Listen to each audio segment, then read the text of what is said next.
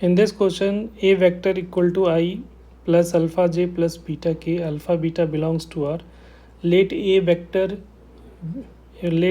b be such that the angle between vector a and vector b is pi by 4, and magnitude of b vector का square equal to 6 and a dot b vector equal to 3 root 2. Then the value of alpha square plus beta square into a cross b का mod का square की value find करेंगे, right.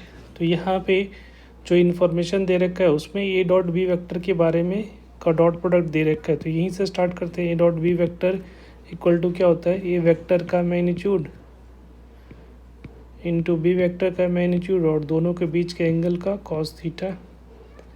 तो theta is equal to 45 degree लिख सकते हो क्योंकि दोनों के बीच का एंगल पाई बाई 4 दे रखा है। और ए वेक्टर का मैग्नीट्यूड की बात कर लेते हैं तो ये क्या हो जाएगा, रूट अंडर 1 का square into alpha square plus beta square. तो ये मैग्नीट्यूड का स्क्वायर करोगे तो ये 1 plus alpha square plus beta square, ठीक है। तो देखो यहाँ पे बी वेक्टर के स्क्वायर के तो स्क्वायरिंग बोथ साइड कर लेते हैं। तो यहाँ पे हो जाएगा ए डॉट बी वेक्टर का स्क्वायर, ए का मैग्नीट्यूड का स्क्वायर इंटू बी का मैग्नीट्यूड का स्क्वायर इंटू कॉस 45 का वैल्यू कितना होता है 1/√2 का स्क्वायर। क्योंकि यहाँ पे बी वेक्टर का मैग्नीट्यूड के स्क्वायर के फॉर्मेट में दे रखा है इसलिए कर लिया, ठीक है। तो यहाँ पे 3√2 का स्क्वायर हो जाएगा और ये 1 plus alpha square plus beta square और बी का मॉड का स्क्वायर दे रखा है 6 और ये हो गया 1/2। तो इससे तो ये 3 टर्म्स में कैंसिल आउट हो जाएगा और ये क्या हो जाएगा 9 इंटू 2 हो रहा है और ये हो रहा है 1 plus alpha square plus beta square into 3। तो ये कितने टर्म्स में जाएगा, 3 टर्म्स में जाएगा। तो यहाँ से हम लोग alpha square plus beta square की वैल्यू क्या निकाल रहे हैं, तो यहाँ पे ये इधर चला गया तो 1 plus alpha square plus beta square is equal to 6 है। तो ये कितना हो जाएगा 5। तो ये एक इम्पॉर्टेंट वैल्यू निकल गई।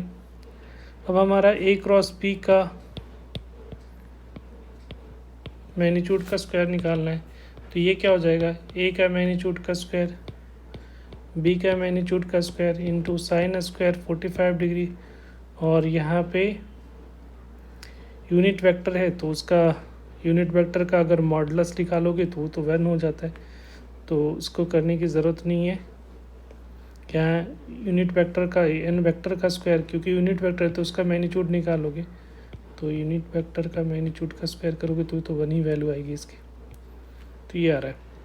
तो यहाँ पे सबकी वैल्यू डाल दो। तो ये आ रहा है 1 plus alpha square plus beta square और ये 6, ये 1/√2 और इसकी वैल्यू 1/2 का स्क्वायर हो जाएगा ना, 1/√2 का स्क्वायर हो जाएगा इंटू 1 का स्क्वायर। तो यहाँ पे ये दिख रहा है 1 प्लस अल्फा स्क्वायर तो इसकी वैल्यू क्या है 5 इंटू 6 इंटू 1/2। तो ये 3 टाइम्स।